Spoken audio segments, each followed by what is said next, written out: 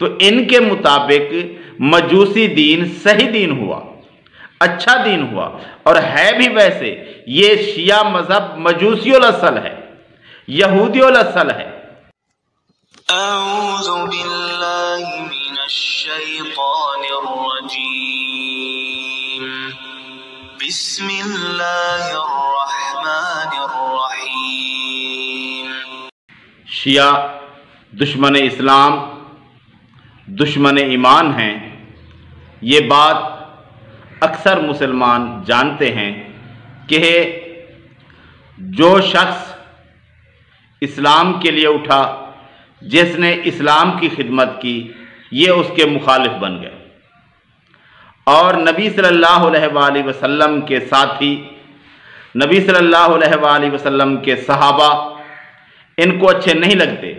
کیونکہ انہوں نے ان کے آباء و اجداد مجوسیوں کی ایران سے حکومت ختم کی، اور یہ مجوسی الاصل مذہب، دین اور اس کے پیروکار یہ اسلام سے اور اسلام کے ماننے والوں کے ہمیشہ سے دشمن رہے ہیں، اور جس شخص نے بھی اسلام کو نقصان پہنچایا، مسلمانوں کو نقصان پہنچایا، وہ ان کا ہیرو ہوتا ہے۔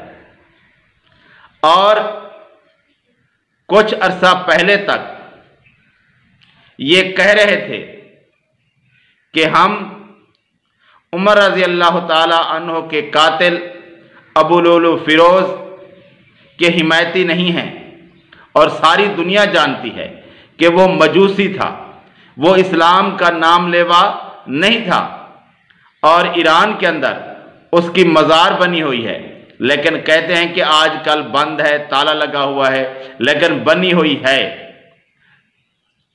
اور اس مزار پر پہلے ان کی زیارات ہوتی تھی، بابا شجاع کے نام پر مزار بنایا ہوا ہے، اور اب کہتے ہیں کہ ہم اس کو نہیں مانتے، کہتے ہیں پاکستان کے اندر۔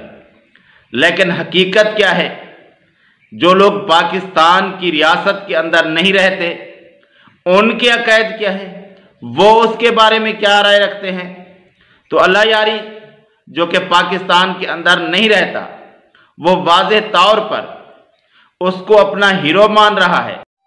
عمر رضی اللہ تعالی عنہ کا قاتل، آپ رضی اللہ تعالی عنہ کو شہید کرنے والا مجوسی، جس کا اسلام ثابت نہیں، اور کوئی شخص بھی دعوے دار نہیں کہ وہ مسلمان ہوا تھا، اس کو اس اللہ یاری نے رضی اللہ عنہ کہا ہے، یعنی یہ اس کو بہت بڑی ہستی سمجھتا ہے، اس پر اللہ کی رضا سمجھتا ہے۔ فقتل وحوت الميراث وانصرفت الى نجران واظهر امیر المؤمنین علیہ السلام ام کلثوم۔